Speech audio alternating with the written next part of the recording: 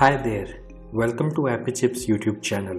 I am Amberjan and today we will learn how to install this app on Mac using Homebrew, which is also popularly known as simply Brew. But before we get started, let me answer some frequently asked questions first.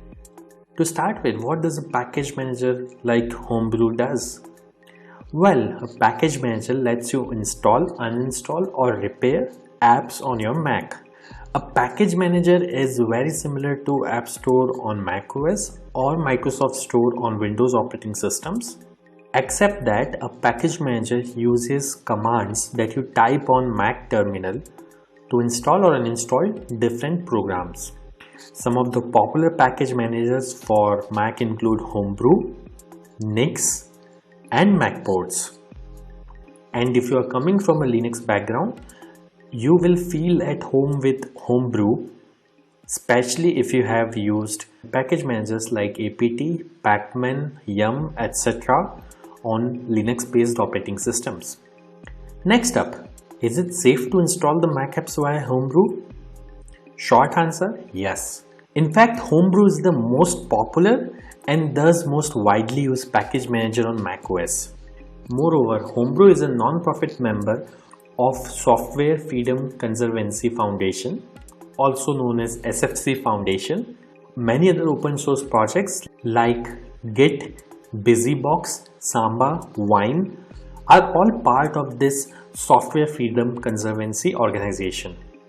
Also, you might be surprised to know that Homebrew is the most forked project on GitHub and it has the largest number of contributors on its GitHub repository.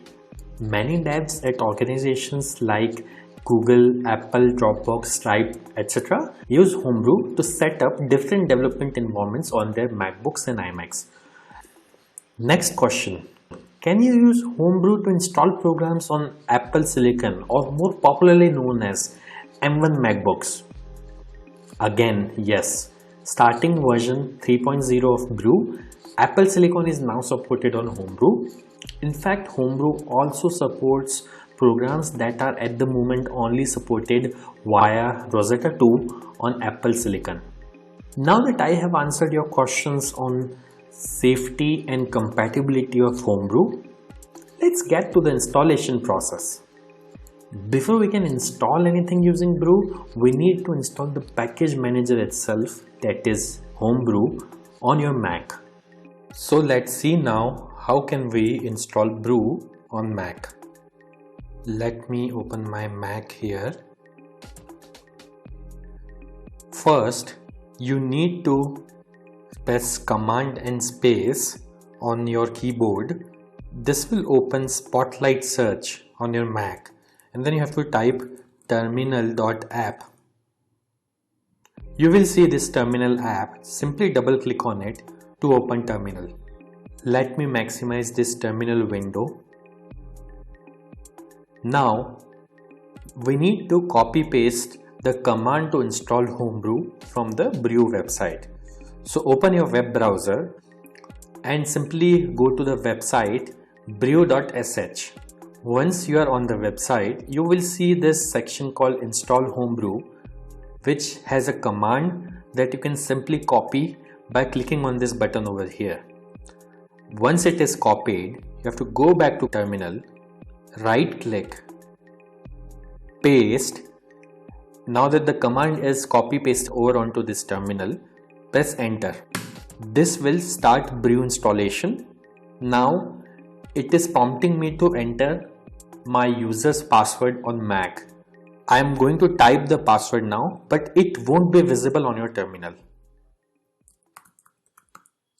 Once you have entered the password, simply press enter, and if the password is correct, the script will continue. Now it is saying press return to continue the installation. I'll press enter here, and this will start the installation of Homebrew on my Mac. Let's wait for this to finish. As this message here says, installation successful. So that's it. Brew is successfully installed on your Mac now. Now before we proceed, I would like to highlight that Brew collects anonymous usage data via Google Analytics. As you can see on this page, if you want to opt out, you can simply run this command brew analytics off and press enter, which simply disables the anonymous usage data collection on your Mac. Now let's update the package database locally by pulling the metadata of the latest packages on a local map from the central brew repository. This should typically take less than a minute to complete depending on your internet connection speed. To do so, simply type the command brew update and press enter. As you can see, my local brew database is already up to date because I just installed brew on my system. Now to install the app, let's run the brew install command. Mind you, if during installation, if you're prompted to enter a password, enter your Mac user's password to continue.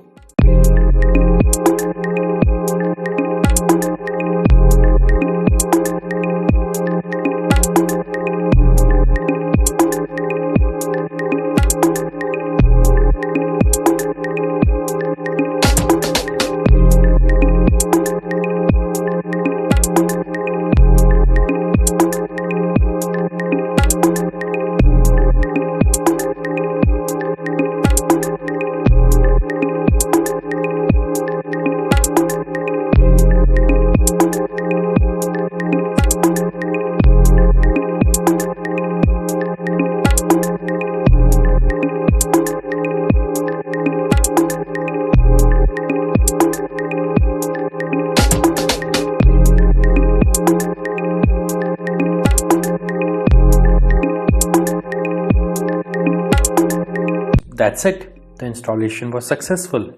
If this video was useful, don't forget to hit the like button. And if you faced any problems during the installation in this video, please leave a comment below and somebody from AppyChip team will reply back to you. If in future any app installed using brew stops working, then you can simply reinstall it using the command brew space reinstall space the name of the program. For example, I'll try to reinstall this program called Hello, which is already installed on my system. As you can see, it is downloading the program and it says reinstalling Hello, and now Hello is successfully installed.